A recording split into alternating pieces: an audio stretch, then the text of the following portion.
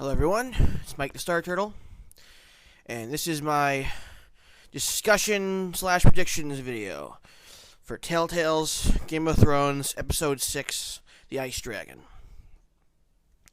Now, this is a spoiler warning. If you haven't played the first five episodes of this game, and if you haven't watched the first 5 seasons of Game of Thrones, there's going to be spoilers for all that. Now, if you're a Game of Thrones fan and by some reason you still haven't played this game, go ahead, pick up. It's even if you don't like video games that much, it's still worth playing. It's very simple gameplay. It's mostly just a bunch of random quick time events during the action scenes, and when there's no action scenes, you just walk around picking obvious things up or talking to people. There's not much gameplay to it. It's all about the story. So even if you don't like video games, pick it up. It's really good. But I'm going to do a full review for it at some point in the future, probably after this coming episode comes out. So if you haven't played the game at all, especially if you haven't watched the show, in which case I don't know what the hell you even clicked on this for, then yes, shut it off and go watch at least the first 4 seasons of the show and play the first 5 episodes of this game. But anyway, let's talk about where things are for House Forrester. Not very good. That's where they are. I mean, let's recap. The father is dead. Most of the Forrester army, their bannermen, are dead. The third-born son is dead.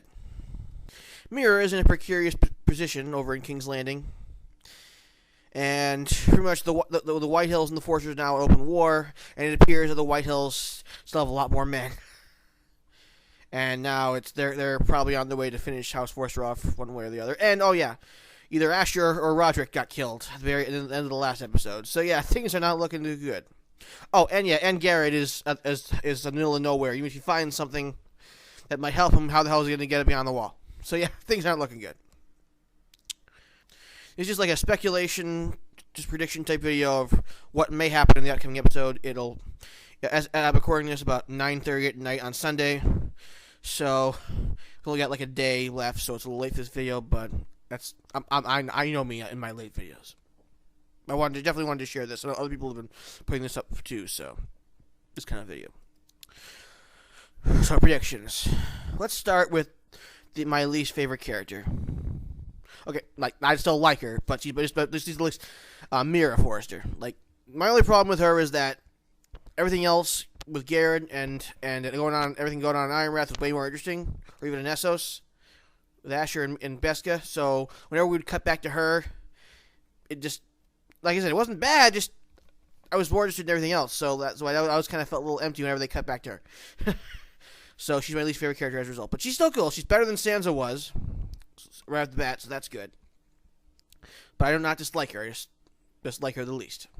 Anyway, at this point, she's done pretty much everything she can for her family in King's Landing.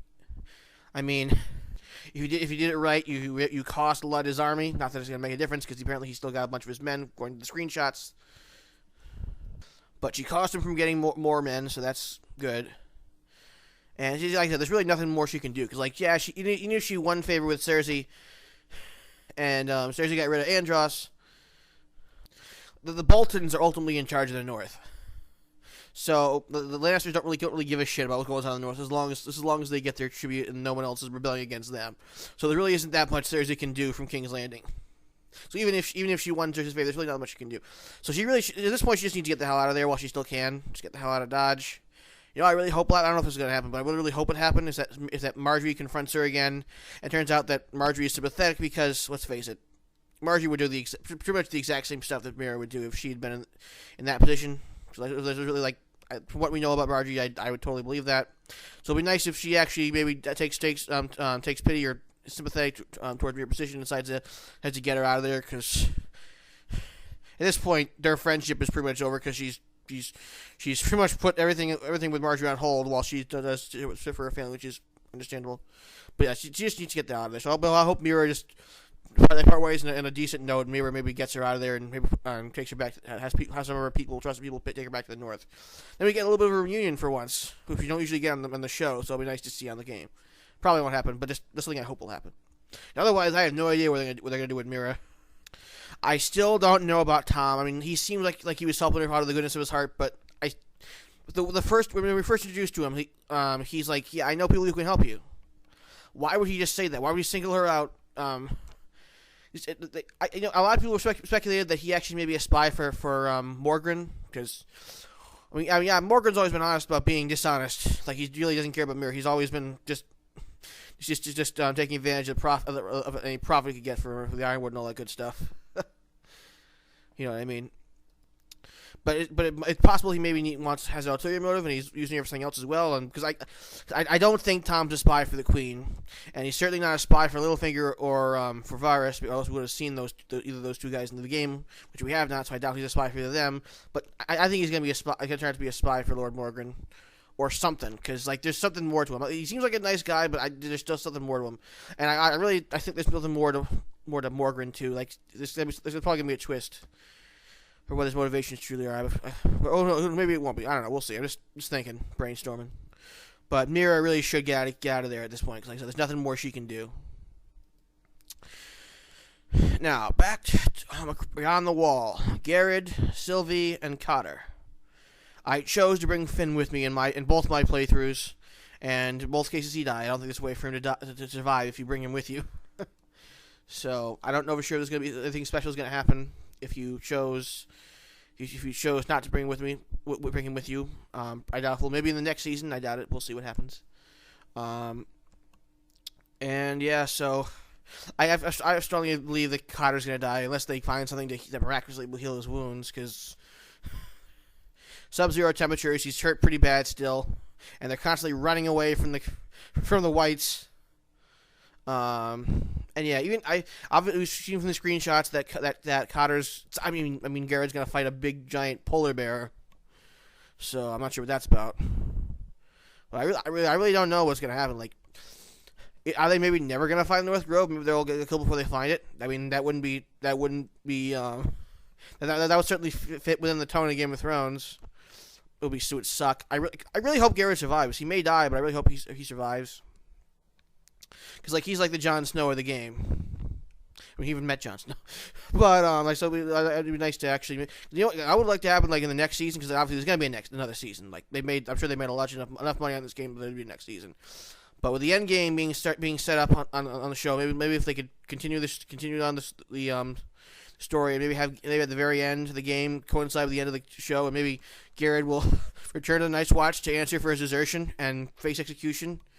At the very end, if he survives that long, that would be really cool. And still keeping in tone with Game of Thrones. I would want that to happen. So I hope he doesn't die at the end of this episode, but he may. Who knows? We'll see. It's Game of Thrones, so always be prepared for the worst. Not sure what's happening with Sylvie, though. Who knows? Maybe Garrett and Cotter will die, and she'll be a playable character next season. Anyway, back to Ironwrath. So like I said, it looks like no matter what you do, though who knows, maybe it'll actually be different depending on what happened.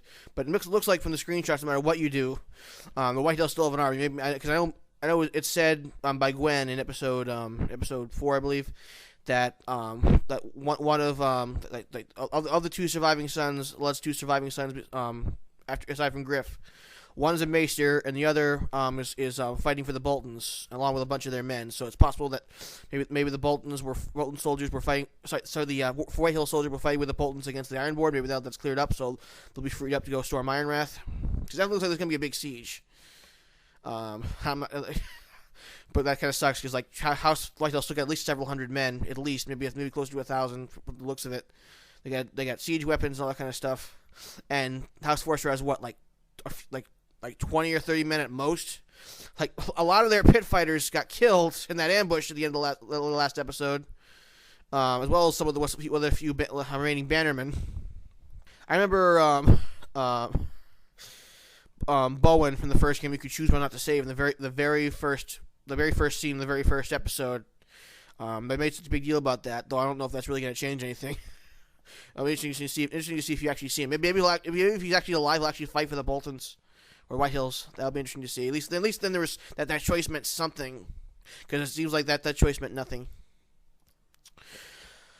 I really think that either Asher or Roger, depending on who survived the last episode, is probably going to die at the end of this episode too, because you know how Telltale is with their determinant characters. Sorry, determinant characters. Determinant characters. That's meant to say. how no matter whenever there's you have a choice between which character lives or dies, and then you make the choice, then that other character who lives ends up dying anyway, which is way too much of a routine. Like, they never should have made that a routine personally, because now it makes it predictable. Which, like, it'd actually be refreshing if Asher Roderick ended up surviving at the end of this instead. That would actually be a nice change of pace, and people may not expect it. But who knows? I'm going to expect the worst again because of Game of Thrones. I'm interested to see how different the episode will play out depending on who's alive at the beginning of it, Roderick or Asher. I really hope there's enough. At the very least, like, it would be nice to see what it's like for Beskha to interact with all the other characters, because if Asher's dead, because, like, she doesn't know any of those people. Asher did, and he didn't even get a chance to reunite with them, really, except briefly with Roderick, and they didn't hug. There's actually some deleted dialogue from the last episode that featured a lot more banter between the two of them during that final battle, which kind of sucks that they wasn't in there. But I guess they ran out of time, or they decided it didn't fit with the scene. But it's kind of too bad. I loved his line about whether or not Gwen missed him or not. And then Roderick just says, "Yeah, sure." Yeah, I think it just turned her off men entirely. I mean, it just wasn't really that funny, but it was just brotherly banter. First, talking to each other for the first time in years. And then right before one of them dies, that would have been nice. I really like that, because as cool as that final battle was, it would have been nice for it going on a little bit longer. It would have been also would have been nice for a little bit of differences between how the final fight played out, depending on who was left behind. Because Asher and Roderick's fight with the White House soldiers once they let the others go was let the others go on ahead was pretty much the exact same. Which sucked. I kind of wish they would have made that. Maybe it'll be a director's cut. Probably not, but that would be nice. Flesh that scene out a bit more, because that was a pretty powerful scene, but could have been better. Anyway, this isn't a review of the last episode. This is a predictions video for the next episode. Yeah, definitely going to be a big siege, and I think Roderick or Asher is going to die. But whatever happens, though, I hope Beskha doesn't die. Like, I have a feeling she's going to be a player character in the next season. Or if she does die, which will suck because she's one of my favorite. Her and Asher are my two favorite characters. If she does die, then I hope that Asher or Roderick doesn't die, because I want somebody to still be alive. I don't think I don't think Talia's gonna die. I mean, she could, who knows? But I don't think she's gonna die. I think she may be one of the few Foresters to still be alive. I think the mother's gonna die, because I think Lady Alyssa, whatever it is, there's really not much else she can do at this point. And Maester Ortegrin, whatever his name is. There's been something off about him since, kind of like Tom. There's something wrong ever since I first met him. Like, I would not be surprised if he ends up being a traitor as well. Like, because, like, I know, yeah, your whole thing about whoever you didn't choose to be your Sentinel, Duncan or Royland, whoever you didn't choose to be your Sentinel in the first episode would end up betraying House Forrester. I don't think either way it really made sense. Personally, they were both equally loyal, and it really shouldn't have mattered who chose Sentinel. It should have mattered how Roderick acted, not who was Sentinel. But anyway, that's another story. But I chose Royland because I think that because at least Royland's an asshole, so I don't mind as much. Duncan really just doesn't make sense. But I still think there's more that even Roylander wouldn't have said that the Whitetails found out about. So I think that the Maester's going to turn out to be a traitor as well. I could be wrong, but maybe he was just a red herring the whole time. I don't know, we'll see. Ryan. I'm pretty sure Ryan's going to die because, first of all, he's a generic character. He's just generic. Like, at least with Clementine, like in the Walking Dead, there's something special about her from the beginning. Like, she was a pretty well fleshed out character. I mean, unless they plan on doing the same thing they did with Clementine, and yeah, spoiler for The Walking Dead, Telltale's The Walking Dead, but yeah, they made Clementine a main character in the second season. I don't think they're gonna do that with Ryan, because they might, who knows, but I don't think so, because he's just a generic child character. Like, there's nothing that they could do with him, and the White Elves have no reason to keep him alive now. Now that the Horsters have no hostages of their own. So maybe they'll when the siege begins, they'll kill Ryan right in front of them. So they'll make the Foresters angry, and when they get angry, they make mistakes. It's an actual tactic that people sometimes use in war. It sucks, but it does happen. Or to make the other side, the enemy, angry and more reckless and impulsive. Because at this point, it's like I said, whoever last house standing wins. Like, the Foresters and the White Elves have to destroy the other, or else the Boltons are going to come and kill them both. For what I've seen. But another thing is, even if the Foresters win and defeat the White Elves, I mean, Ramsay is he's not the sharpest tool in the shed, but he's no idiot either. He's still smart enough to realize that the Foresters are never going to forgive him for murdering Ethan. So I would not be surprised if even if the Foresters end up winning in the end, he decides to still kill them all anyway. Because obviously he doesn't care about the Foresters stealing Ironwood, because the Whitehills clearly suck at it. And that's why the Whitehills asked the Foresters for help in episode 4. But obviously they don't care, even though they want the Ironwood, they still don't care enough about it. So I'd not be surprised if maybe the Foresters beat the Whitehills, but in the end Ramsay comes with the Bolton soldiers and decides to kill a bunch of people, including Asher Roderick, and that's how Asher Roderick and maybe the mother get killed. I think that's gonna happen. Because, like I said, he obviously does not care about the Foresters steal the Ironwood at this point. So I don't think he has any intention of letting the Foresters live, because they're not going to forgive him for Ethan. Like Asher, it's already established that Asher has every intention of slitting Ramsay's throat the first chance he gets for what he did to Ethan. So I'm sure if Asher's still alive, so maybe we'll get a fight between Asher, Roderick, and Ramsay, even if we know that no matter what's going to happen, Ramsay's going to live at that point. Because this game, at this point, the game is not yet at the time frame of the show. In fact, I don't even think the time frame of the show even surpasses the timeline of season 4 yet. Because last time we saw Tyrion, he was still in prison. The trial hadn't begun yet. So, speaking of which, I couldn't bring myself to lie to Tyrion during that last scene with him and Mira. Just I just couldn't. Especially knowing how much worse things are going to get before the trial's over for him. I just couldn't add insult to injury. But yeah, like, at this point, we pretty much know for sure Malcolm ain't going to be seen again, not this season, and it's probably already set up for next season for him to be a playable character over in Essos. And maybe then we'll get to see him interact with Tyrion, because Tyrion's in Essos over in Marine right now. So I'll probably have to have a bit of a time skip with the next. Yeah, I have a feeling that I don't know for sure what the next season of Game of Thrones is going to be, but I really hope Beska is still alive. I know for sure Malcolm's going to be a playable character, or at least a major character next season, and I really hope there's enough of a time skip that we see Asher. We see Tyrion interact with Malcolm. Maybe we see more Croft, because Croft was cool. I mean, I know he's a placeholder character for Dario and Jor, because they couldn't get those actors, but he actually was pretty cool in his own right, so it'd be cool to maybe see him and Malcolm and Tyrion interact.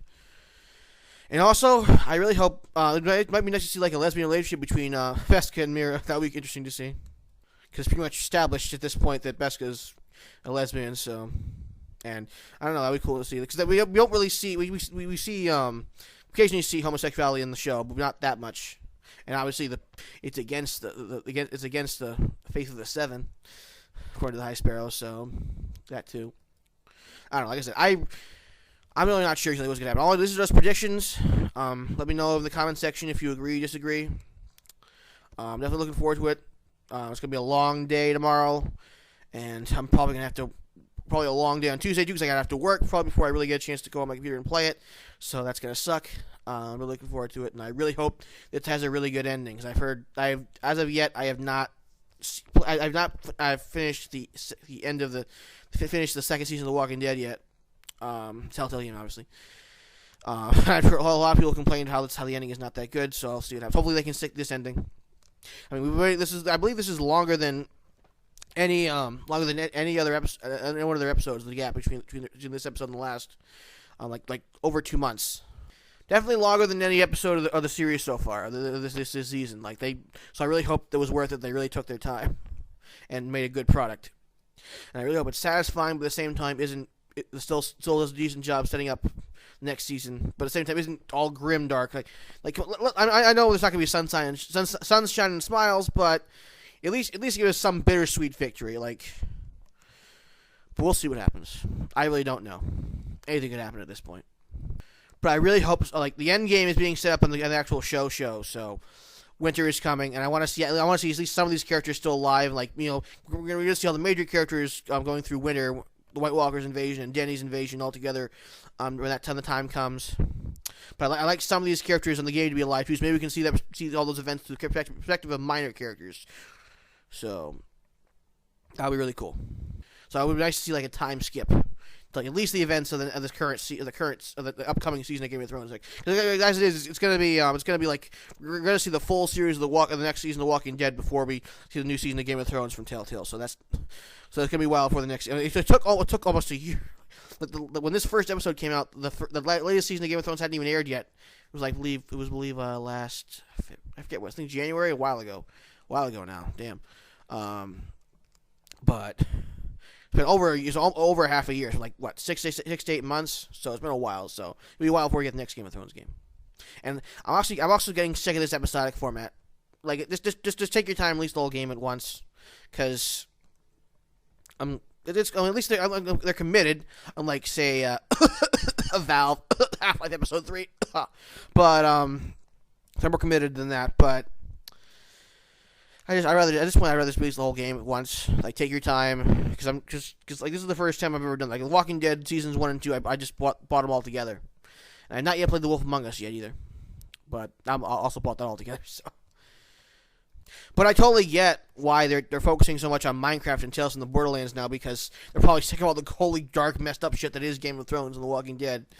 You know, those are probably their two biggest sellers because they're the two hottest properties. But also really be nice to see them do something else, like maybe create their own property instead of constantly doing all these other properties. Though if they're gonna keep doing that, maybe they should do a Warhammer 40,000 game. That'd be cool. Anyway, all right. I'm just going on to a tangent now, so I'm gonna end this video right here. If you have any, like I said, if you have any thing to add, if you want to comment on my opinions or anything like that, just go ahead and leave a comment. People hardly ever leave comments on my channel, so any comments at all at this point are welcome. If you like this video, like, subscribe, check out my other videos on my channel. I usually try to focus on stuff that's obviously not mainstream like this game is, but sometimes I do mainstream stuff occasionally if it's like Game of Thrones. So, all right. Anyway, really looking forward to seeing this next episode. Next episode is gonna be a long day and a half for the waiting for it. So, Iron from Ice, and gods be with us, and House Forrester, both old and new.